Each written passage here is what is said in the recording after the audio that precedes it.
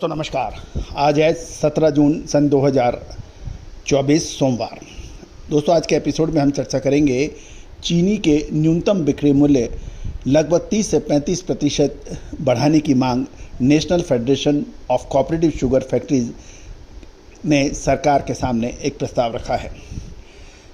गौरतलब है कि इसमें क्या महत्वपूर्ण चर्चा है, इसकी डिटेल में हम करेंगे बात। जानिए रिपोर्ट विस्तार से। दोस्तों नमस्कार। Colonel Ajay, CEO Ajay astro money group, first global astro finance digital channel से आपसे मैं मुखातिब होता हूं। दोस्तों अजय एस्ट्रो मनी ग्रुप देश का पहला चैनल है जो 42 कमोडिटीज 5 मार्केट पर लगातार अपडेट और विश्लेषण आप तक प्रस्तुत करते हैं। दोस्तों हम वर्तमान ही नहीं भविष्य का भी करते हैं सटीक आकलन। खबर निकल के आ रही है कि न्यूनतम बिक्री मूल्य की जो कंसेप्ट है वो साल 2018 में पेश किया गया था और इसे आखिरी बार फरवरी 2019 में संशोधित कर 31 रुपये प्रति केजी किया गया था। लेकिन ये भी ध्यान देने वाली बात है कि चीनी की कीमतें एमएसपी से अधिक है और महाराष्ट्र में एक्स मिल चीनी की कीमतें 36 रुपये किलो है और रिटेल 42 से 44 रुपये किलोग्राम की रेंज के अंदर है।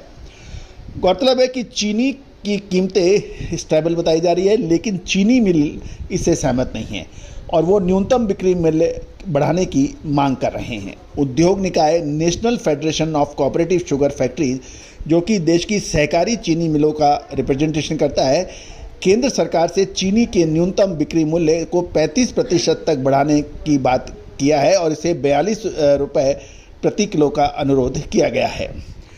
खबर निकल के आ रही है कि इस संगठन ने एक विज्ञप्ति में कहा है कि हमें केंद्र से चीनी का न्यूनतम पट्टा मूल्य बढ़ाकर 42 रुपये प्रति किलोग्राम करने का अनुरोध किया गया है, क्योंकि गन्ने का उचित और लाभकारी मूल्य हर साल बढ़ रहा है।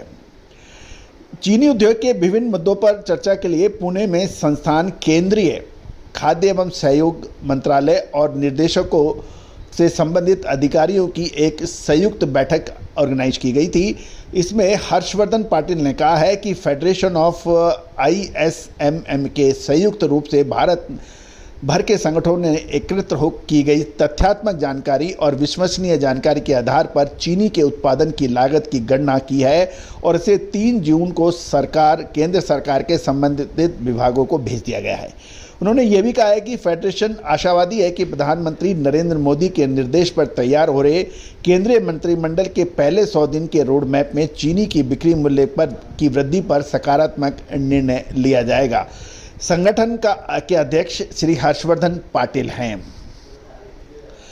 गौरतलब है कि श्री पाटिल ने कहा है कि महासंघ और राष्ट्रीय सहकारी विकास निगम संयुक्त रूप से गन्ने की वैज्ञानिक तरीके से कटाई करने और गन्ने के तेजी से परिवहन यानी ट्रांसपोर्टेशन के लिए गन्ना हार्वेस्टर की आपूर्ति करने की योजना पर काम कर रहा है। उन्होंने ये भी कहा कि सहकारी कारखानों को उनकी पेराई क्षमता के अनुसार गन्ना काटने की मशीनें उपलब्ध कराई जाएगी और इस योजना में के उन्हें अक्टूबर 2024 से शुरू होने वाले नए गन्ना पेराई सत्र से लाभ हो सकता है। महासंघ ने यह भी दावा किया है कि उसने केंद्र को रुपए का भुगतान किया था। जुर्माना ब्याज माफ़ करने के लिए 620 करोड़ रुपए की और सहकारी चीनी मिलें द्वारा चीनी विकास निधि से निकालेगी कुछ राशि 812 करोड़ रुपए के अतिदेय ऋणों के पुनर्गठन के लिए सफलतापूर्वक राजी किया गया है। गौरतलब है कि ये तो निश्चित है कि चीनी के दाम राष्ट्रीय व अंतर्राष्ट्रीय बाज़ारों पर निर्भर करते हैं, गन्ने की पैदावार पर निर्भर करते हैं, साथ साथ एथनॉल और दूसरी चीज़ों पर भी निर्भर करते हैं। लेकिन चीनी एक ऐसा आइटम माना जाता है जिसके अंदर तेज़ी आने से ही सारा उपभोक्ता वर्ग नाराज हो जाता है और आलू और चीनी एक ऐसी 2 कमोडिटीज़ हैं जिसके अंदर न्यूनतम प्रॉफिट के ऊपर काम होता समझ आया है अभी तक। अब देखना यह है कि क्या जो चीनी सहकारी मिलों का जो संगठन है उसकी बात पर सरकार क्या निर्णय लेती है। लेकिन ये निश्चित है जो भी निर्णय होगा वो उपभोक्ता, किसान और चीनी मिलों के हक में होगा, ऐसा हमारा मानना है। दोस्तों ऐसी महत्वपूर्ण खबरों के लिए आप हमारे चैनल पर बने रहें, साथ साथ अपनी प्रतिक्रिया भी अवश्य दें कमेंट बॉक्स में। All the very best, good luck, happy trading.